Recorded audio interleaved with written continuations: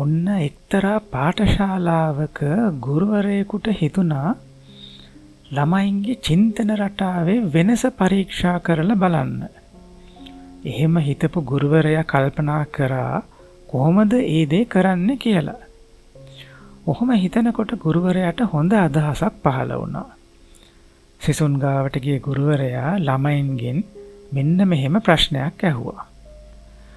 ඔය දරුවන්ගෙන් මම කැමති ප්‍රශ්නයක් අහන්න.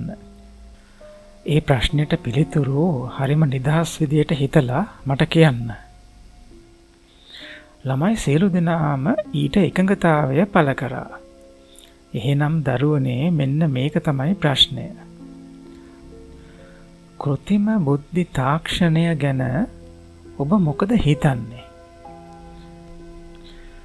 සියලු සිසු දරුවන් විවිධ උත්තර දුන්නා. සමහර දරුවන් කිව්වා කෘත්‍රිම බුද්ධි තාක්ෂණය හොඳයි කියලා. තවත් සමහරෙක් කිව්වා නරකයි කියලා.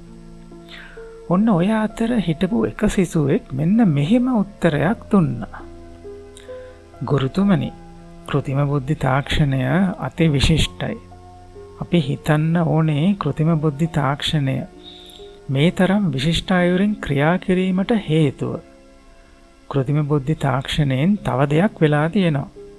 සැබෑ දක්ෂයන් ජනතාව අතරට පැමිණීමත් විවිධ හේතු නිසා තම දක්ෂතාවයන් පෙන්වීමට නොහැකිව සිටි. සැඟ වූ සැබෑ දක්ෂයන්ට තම දක්ෂතාවයන් පෙන්වීමට අවස්ථාවක් ලබා දීමත් ඒ අයි තාක්ෂණය හරහා සිදු වෙලා තියෙනවා කියලයි මට හිතෙන්නේ. වෙනස් වීම වගේම යහපත හා අයහපත ලෝකයේ පවතින සදාතනික සත්‍යයක්. මේ සියලු තාක්ෂණයන් නිර්මාණය කරන්නේ කවුද? මිනිසාම නේද?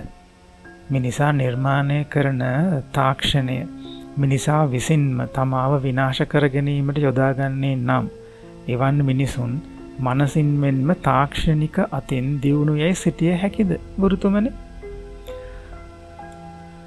කෘත්‍රිම බුද්ධි තාක්ෂණය මිනිසාට අවස්ථාවක් දීලා තියෙනවා තමා කවුද කියලා තමාටම තේරුම් ගන්න.